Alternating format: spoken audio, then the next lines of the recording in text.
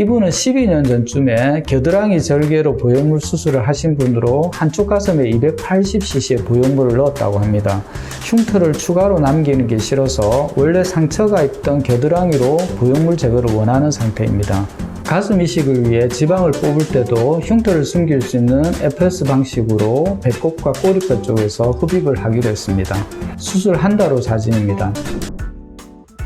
안녕하세요. 줄기세포 가슴 성형 외길인생 김영갑입니다.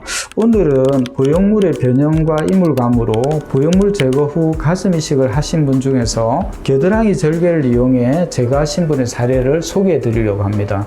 먼저 수술 전 사진부터 볼까요? 이분은 12년 전쯤에 겨드랑이 절개로 보형물 수술을 하신 분으로 한쪽 가슴에 280cc의 보형물을 넣었다고 합니다.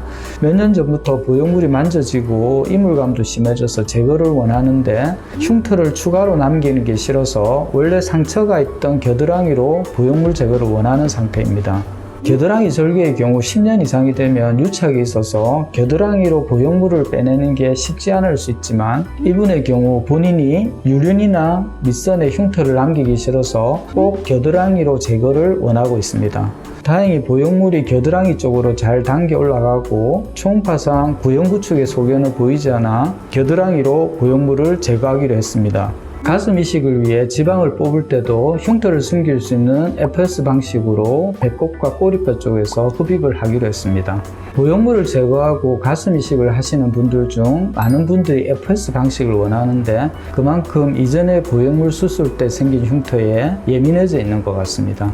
수술 직후 사진입니다. 보형물은 12년의 시간이 있어 색깔도 변하고 약간의 유착이 있었지만 겨드랑이로 별 무리 없이 제거를 했습니다. 허벅지와 복부에서 1900cc 지방을 흡입했고 우측에 260cc, 좌측에 260cc의 농축된 순수 지방을 이식했습니다. 일반적인 물을 뺀 지방으로 환산하면 한쪽 가슴에 430cc 정도가 이식된 셈입니다.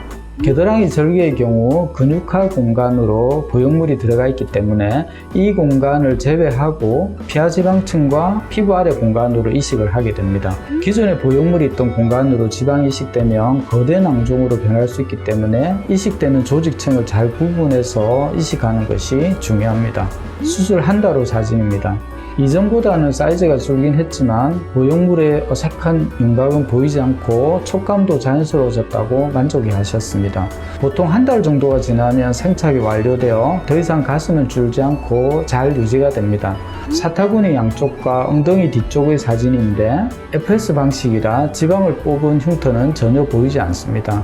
이분은 보관된 지방이 없어서 4에서 6개월 정도 경과를 본 다음 2차 이식을 하기로 했습니다.